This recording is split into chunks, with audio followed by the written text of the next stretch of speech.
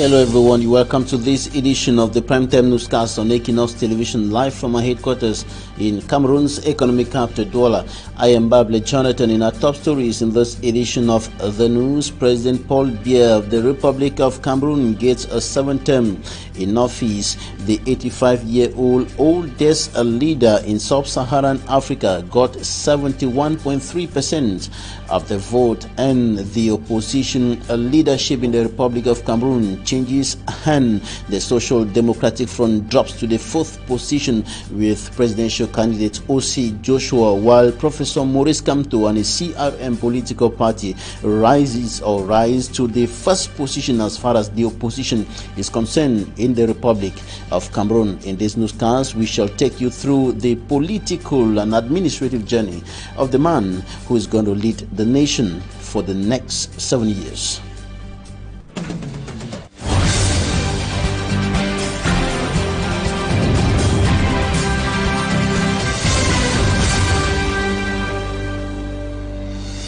Official results of the 7th of October 2018 presidential election in the Republic of Cameroon have been published by the Constitutional Council, and according to that result, President Paul Biya got 71.3% of the vote, thus emerging as a leader of this country in the next 7 years. We have details in this report by Mimi Mefo. Est ainsi proclamé élu président de la République comme ayant obtenu la majorité des suffrages exprimés, le candidat Biya Paul. The CPDM candidate Paul Biya has been re-elected president of the Republic of Cameroon for the 7th mandate. Vous avez résisté autant qu'il était possible. Mr. Biya has for the 5th time won a landslide victory, an election he's taken part in for the 6th time since 1984. Incumbent Paul Biya won the election with 71.28%, followed by Maurice Kamto 14.23%, Cabral Libi 6.28%, Joshua Ossi 3.35%, Adamundam Joya came 5th with 1.73%, Gaga Aman Aji 1.55%, Franklin Difo Afangwi 0.67%, Serge Espama Tomba 0.56%, and the last on the list is Akere Muna with 0.35%. While Paul Biya won the election in 9 out of 10 regions of Cameroon, Professor Maurice Kamto created a historic defeat in the littoral region by grabbing 38.60% of the votes.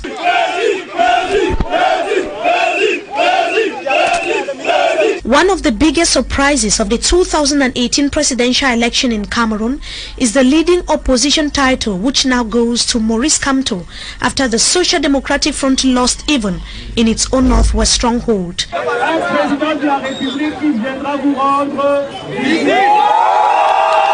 The Social Democratic Front party's Joshua Ossi came 4th after Maurice Kamto and Cabral Libi respectively.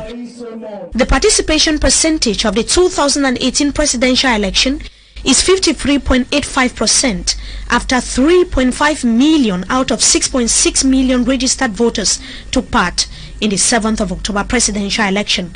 Almost all the candidates were absent at the Yaoundé Conference Center where the results were being proclaimed, except for Franklin Difo Afangwi of the CNCM party. Est ainsi proclamé élu président de la République comme ayant obtenu la majorité des suffrages exprimés, le candidat Biya Paul.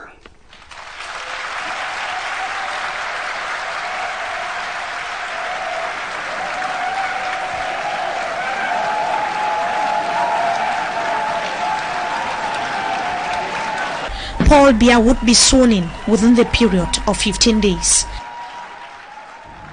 In the report coming up next, we take you through the administrative and political journey of the man who is going to lead the Republic of Cameroon for the next 7 years, President Paul Biya.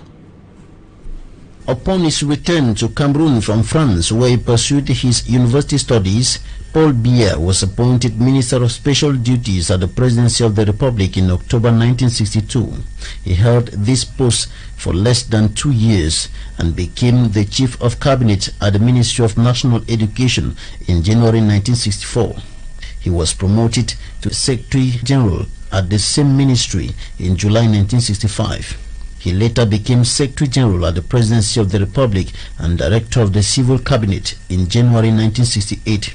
After 5 years at the helm of the General Secretariat and Civil Cabinet of the Presidency of the Republic, Paul Biya was appointed Prime Minister June 30, 1975. He became the constitutional successor of the head of state in July 1979 by virtue of the 29 June 1979 constitutional amendment to his first 7-year mandate. October 11, 2004, Paul Biya was re-elected President of the Republic.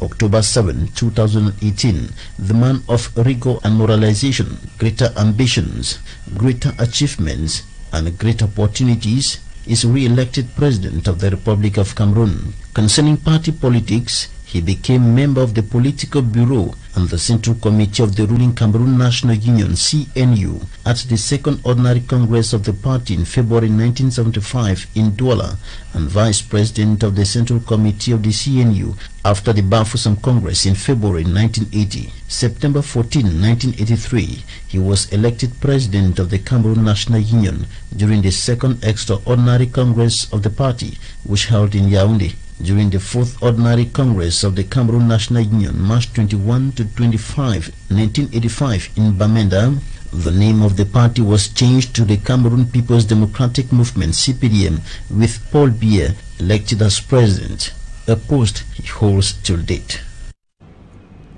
President Paul Biya re-elected at the helm of the Republic of Cameroon with 71.3% of the vote. Now we talk something else. The President of the Central African Republic, Archange Touadéra, is in Cameroon. He arrived at the country's economic capital, Douala, earlier today. President Archange Touadéra is on his way to Switzerland, and the President, his wife, and a delegation of over 10 witnessed no changes 2 years after the catastrophe occurred, and the wagons are still present. Recently, the population of the area mounted some pressure to see the government do something in that part of the country as far as the victims of the train accident is concerned. Now we have details in this report by Innocent. Exactly 2 years now since the train derailment in the Seka Nyongankele division of the Central region that claimed close to 100 lives and dozens injured occurred. Since then, nothing has changed at the accident site. The wagons that tumbled off the rails are still visible, despite recurrent calls to ensure that CAMEROUN gets rid of these wagons that caused the population to have a flashback and shed tears. Je ne sais plus ce que cette masse de fer est en train de faire à la gare, parce que ça nous pense toujours, c'est-à-dire à nos frères, nos pères, nos mères qui sont morts. Hoodlums are equally using these wagons as their hideouts. Ces wagons-là sont devenus déjà un lieu de refuge des bandits, les fumeurs de chanvre indien. Ils agressent les gens, ils se casent là-dedans. Other residents say no commemoration has equally been organized to honor those who have departed in the Black Friday tragedy. Le ministre de la Culture nous avait invités ici. Ever since the Minister of Culture visited the site, no official event has taken place again, apart from laying of the foundation stone by government to construct a monument. Ce qui se passe dans ce pays. While many await positive changes as days pass by, the guards of the train accident site clears the bushes. He also says 2 train accidents have equally been registered on the same site. A locomotive tumbled off the rails after another wagon transporting fuel went on flames. J'ai toujours eu la chance d'être ici quand il y a tous ces mouvements. The population, however, say it is a calm atmosphere that reigns in the Seka today, with everyone going about their daily affairs.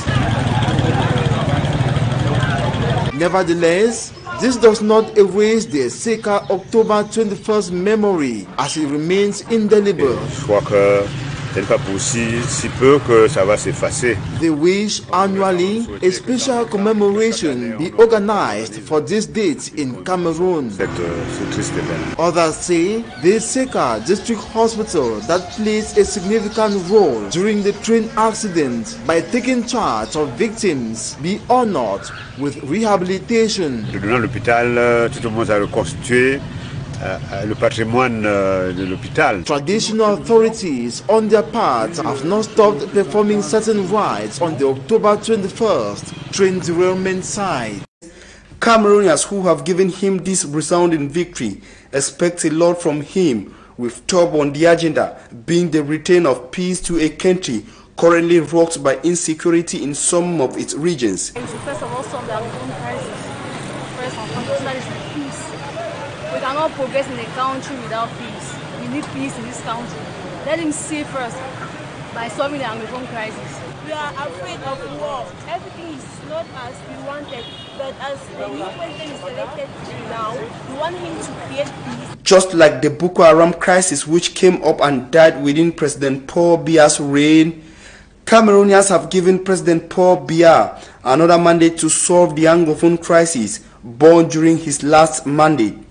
But peace and stability is not the only expectation of Cameroonians from their new president. Create job opportunities for us so that we should be employed immediately when we finish from school.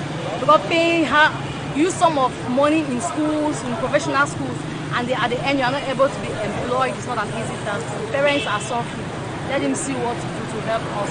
Pray that the president should be wise enough to help us to create job opportunities or to have jobs for us.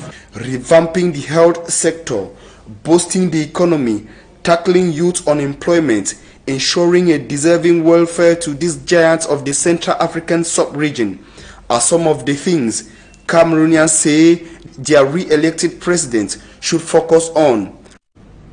Expectations of some Cameroonians in the country's economic capital Douala, sampled by Fomi Armstrong Sander, and some Cameroonians in the city of Limbe in the southwest region of the country equally spoke to our correspondent in that part of the country, Davidson Maimon. This is what they said. With the ghost town still very effective in Limbe, coupled with the proclamation of the presidential result, the streets in Limbe are almost empty, except for some few private vehicles. Businesses all shut down. However, executive members of the FACO 1A section of the ruling CPDM party, with that of sister section of FACO 1B and C, not leaving out members of allied political parties, braved the odds despite the ghost town to answer present at the FACO 1A party secretariat Down Beach as one big family to watch the proclamation of the October 7, 2018 presidential elections. Showcase moment sent shockwaves as the CPDM militants burst into jubilation following the proclamation of Paul Biya victory by the president of the Constitutional Council.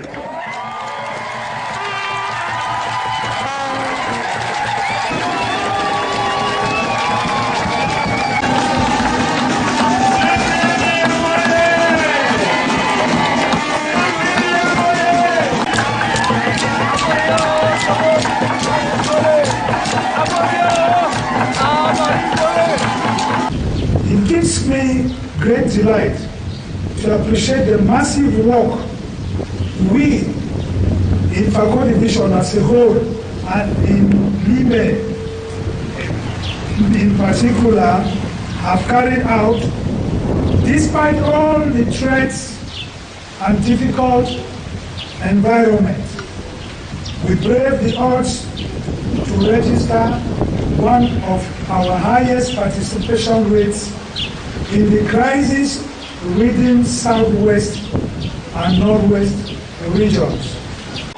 Though celebration in Limbe took place only at the CPDM party secretariat, as the entire city is calm but afraid of the unknown, the people can only pray for peace. We thank you that you have kept us in Limbe, especially in peace.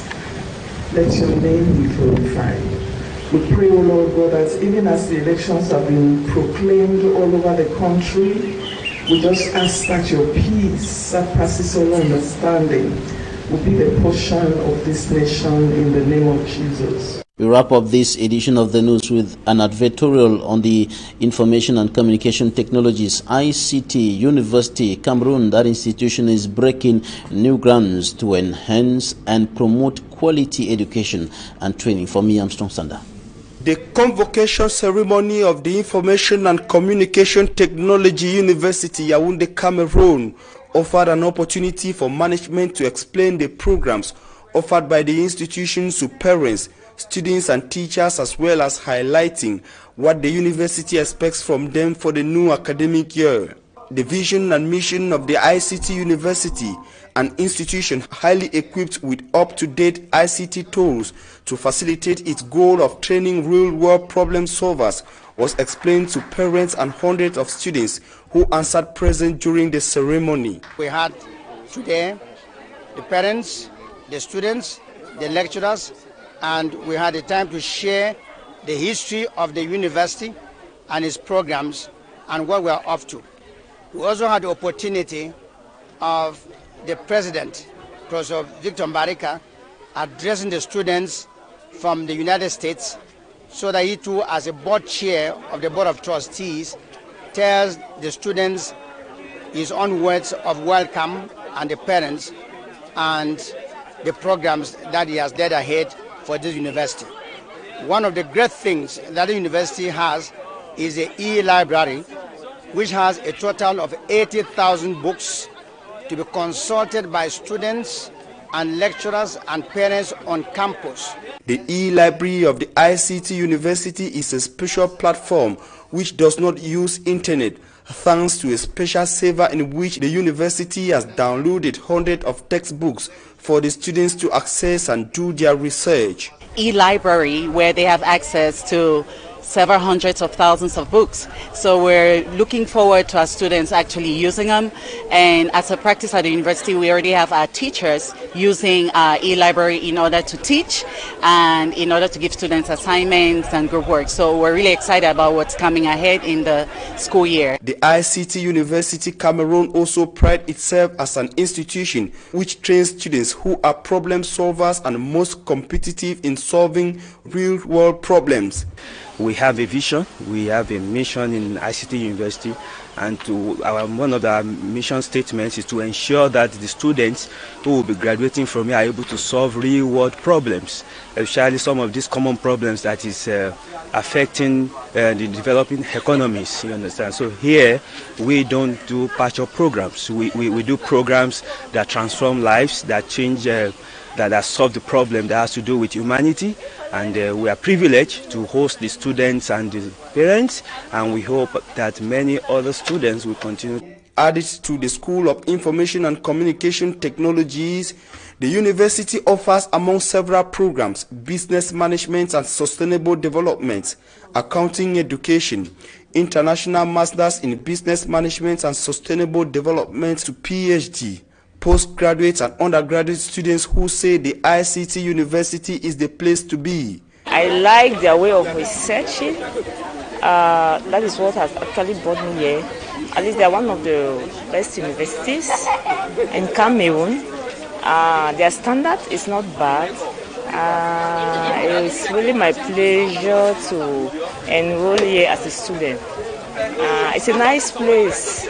From what I gathered from outside and my first day, I just think that it will be good to be with them for that program. The high standard ICT University Yaoundé, Cameroun, whose students are trained following an international standard of ICT universities in Nigeria, Kenya, Uganda and the rest of the world, stands as an ideal institution for Cameroonian parents. Quite an interesting event to say, because it gave us an opportunity as parents to understand what exactly the students are here for, what the ICT University offers, and how they can better groom these students to be of not just use to the Cameroonian society but to the world at large.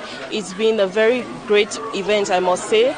Administrative staff, parents, teaching staff and students of the ICT University are therefore looking forward for an enriching academic year 2018-2019 in an environment where leaders in ICT management and engineering human capacity are made.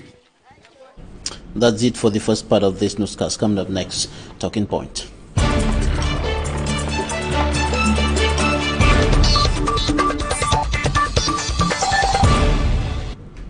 Thanks for joining us in Talking Point. We are receiving in this edition of the program a legal mind and member of the now second opposition political party in the Republic of Cameroon. The leadership of the opposition in the Republic of Cameroon has changed hands. The CRM political party has taken over from the Social Democratic Front.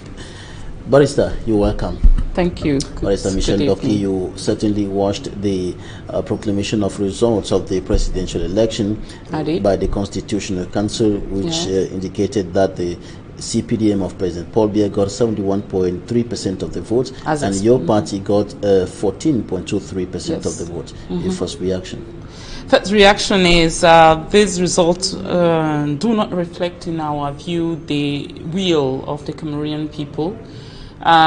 We had a hearing before the Constitutional Council where we explained very clearly why we thought they were not in a place where they could reliably tell to the world whom the Cameroonian people have chosen as the President of the Republic. So the first reaction is to say we've not been heard, and this is a disappointment, because we do believe that it was the Constitutional Council's duty to make sure that the Cameroonians' voice is being heard.